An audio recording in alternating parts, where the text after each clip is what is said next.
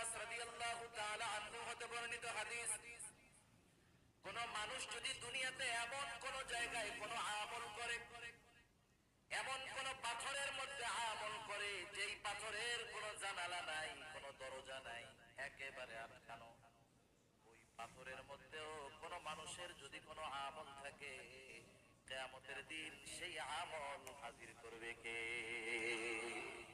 আল্লাহ তাআলা কুরআনুল কারীমের মধ্যে বলেন, ওয়ানাদউল মাওয়াজিনাল কিসতা লিয়াউমিল কিয়ামাতি ফালা তুযলামু নাফসুন শাইআ ওয়া ইন কানা মিসকালা হাববাতিন মিন খারদালিন আতাইনা বিহা ওয়া কাফা বিনা হাসিবিন। আল্লাহ তাআলা বলেন, আমি কিয়ামতের দিন ইনসাফের বিচারালয় কায়েম করব। হযরত